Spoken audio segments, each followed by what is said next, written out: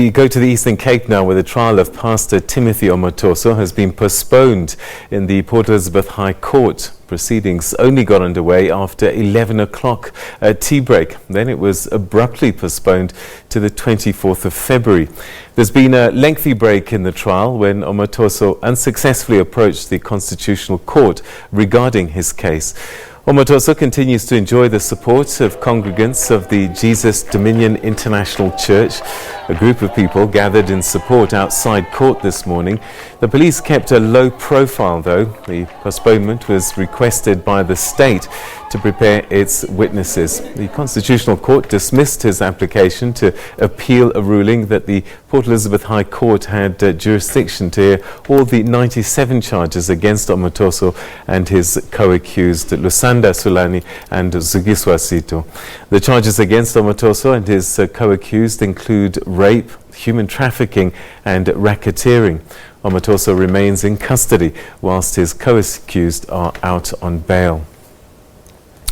Well, our reporter Jade Lee Pulse has been following this story for us for some time, and she joins us now from Port Elizabeth.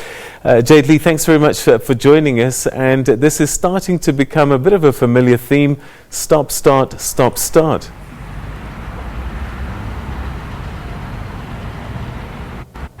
Good afternoon, Peter. Well, one would think that this is the modus operandi of the defense. Well, we've saw Peter Doberman defending Timothy Omotoso and the two co-accused Lusanda Sulani and Zugiswa Sito, bringing various applications over the past year now. You would know that the trial started de novo last year in June, and since the retrial, we've seen a lot of applications from the defense with regards to the jurisdiction, with regards to the centralization of all the charges on the indictment, and then also, with regards to the jurisdiction of the Port Elizabeth High Court, and whether the court does in fact have that jurisdiction to hear all of the alleged offences. But we saw the defence taking their application to the Supreme Court of Appeal and losing there, and then again at the Concourt also losing their bid to try and have all the courts around the country hear the various merits of the charges. Now, if you haven't been following the case,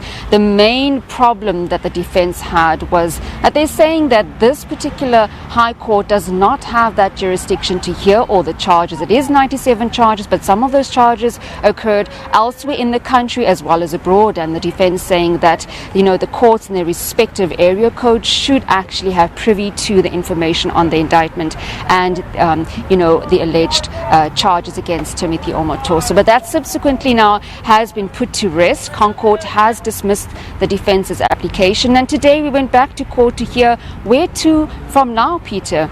Speaking to State Prosecutor Nceba Ntelwa, he says to me that they are now ready, and come the 24th of February, they want to put the first witness on the stand.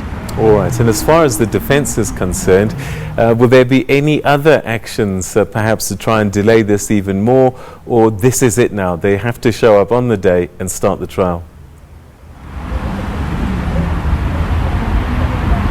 Well, that's just the thing. We never know with defense lawyer Peter Doberman. I mean, if you've been following this trial, there's been a lot of applications, a lot of stop-starting, all around, the merits of the case. We also saw the defense also poking holes into the indictment, saying that the way it was drafted was not correctly drafted. The time references, the places that the alleged atrocities occurred were not referenced on there. So there's been a lot of stop-starting affair with regards to, the paperwork of this trial. But now that all is been put to rest, it remains to be seen whether the actual trial will start. And I think a lot of people that are watching this very want to see witnesses take to the stand. So I suppose that once we go back to court, Peter, we'll actually see witnesses take to the stand, and the actual merits of the case will come to light, and we'll hear the evidence put forward to the court.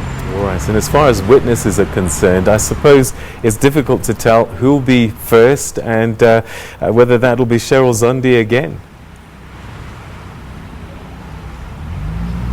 Well, Cheryl Zondi doesn't necessarily have to be the first one to take the stand. She does have to go through her harrowing evidence, the ordeal all over again, but not necessarily the first one. There are simmerings that might see the Idols twins take to the stand. came out 2 years ago saying that they were molested by Timothy Omotoso, or allegedly molested by Timothy Omotoso, but there's also been several other ladies in Secunda and Mpumalanga, so the state being very tight-lipped with who they're going to bring to the stand. But it's going to be very interesting when we go back to court next month. All right, and what was Omotoso's demeanour today, and his two co-accused? He's normally almost, it appears as if he's not too worried, which is quite surprising given the number of charges he's facing.